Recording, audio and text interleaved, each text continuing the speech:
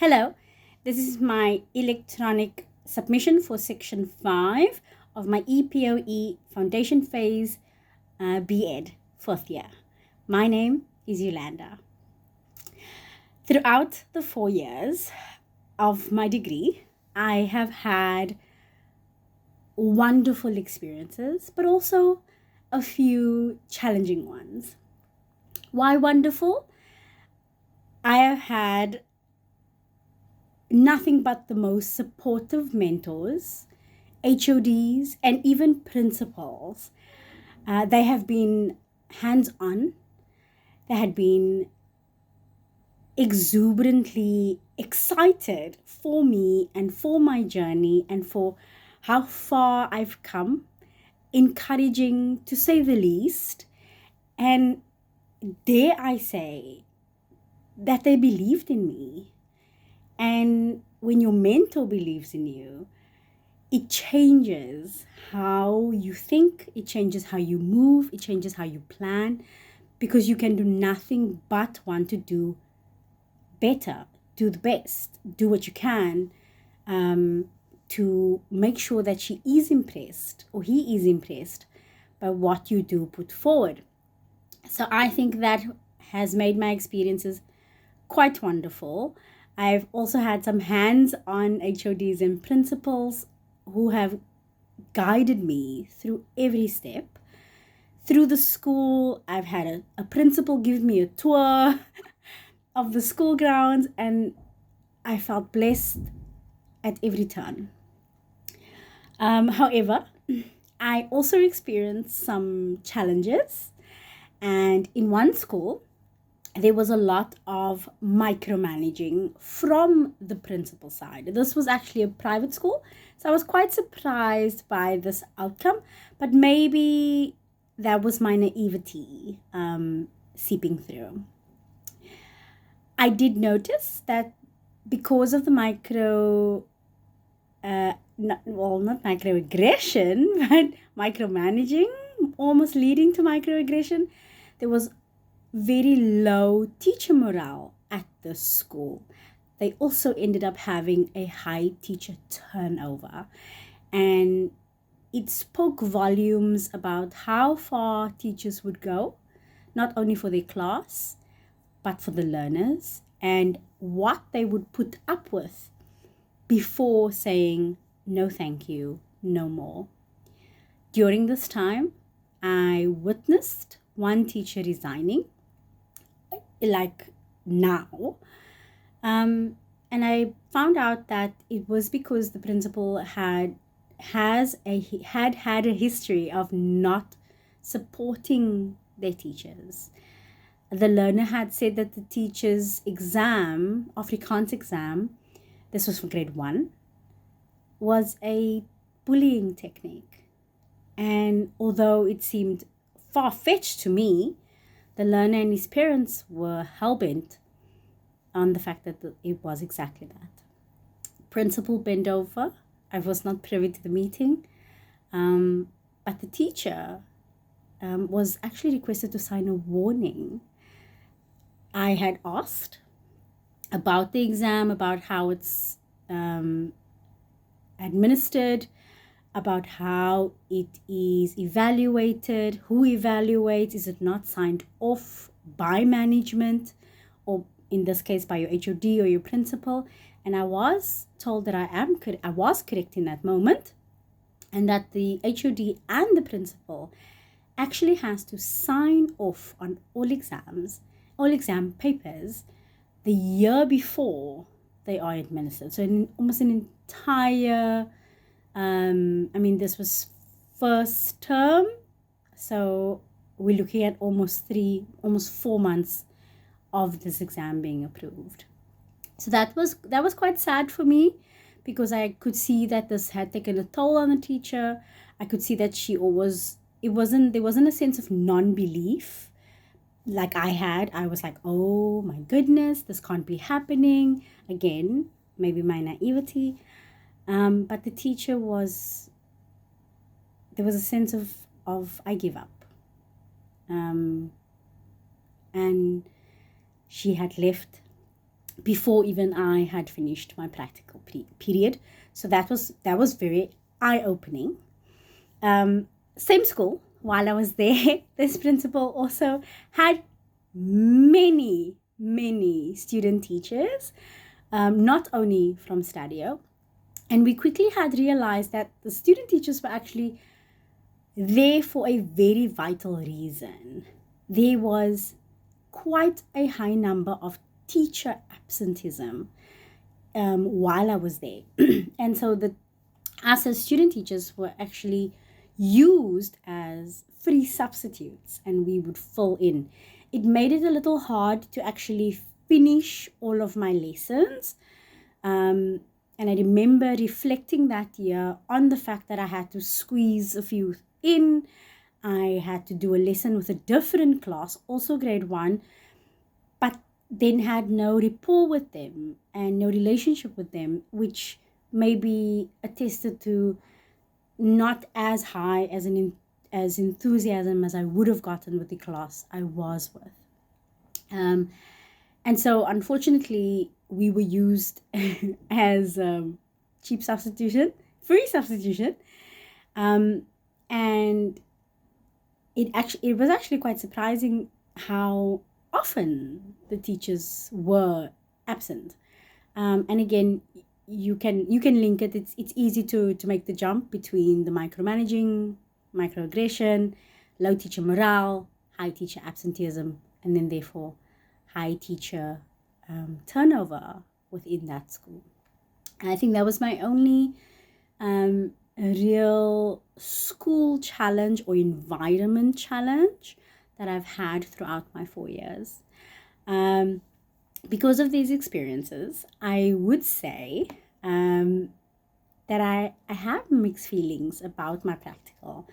However, I do believe that both the positive and the negative experiences prepared me a little bit more for what could happen, what does happen, and of course for the real world, so to speak.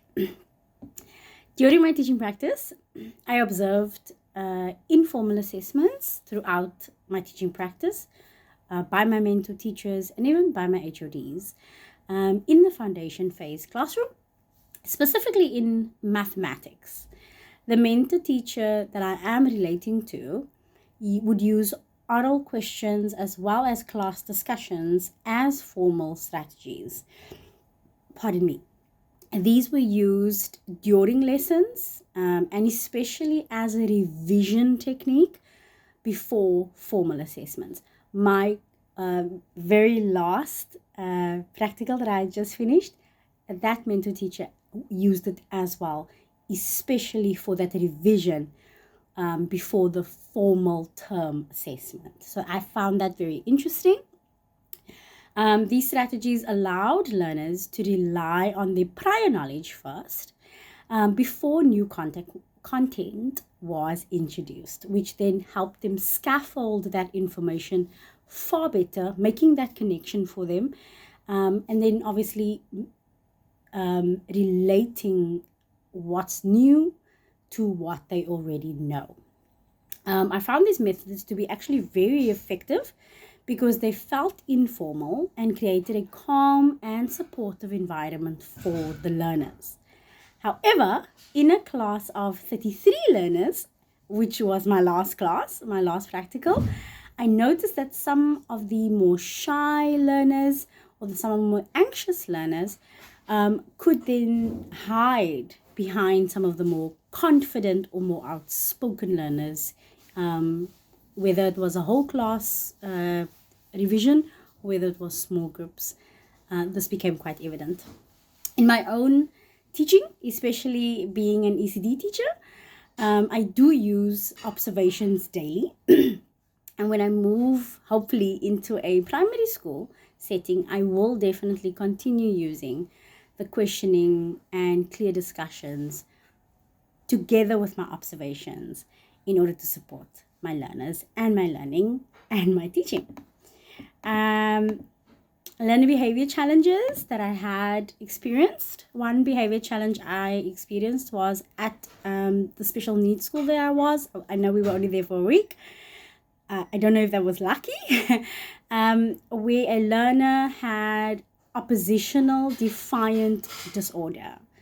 That meant that they would not and could not receive an instruction. I thought this was not only interesting but mind-blowing, because all we do as teachers is give instructions.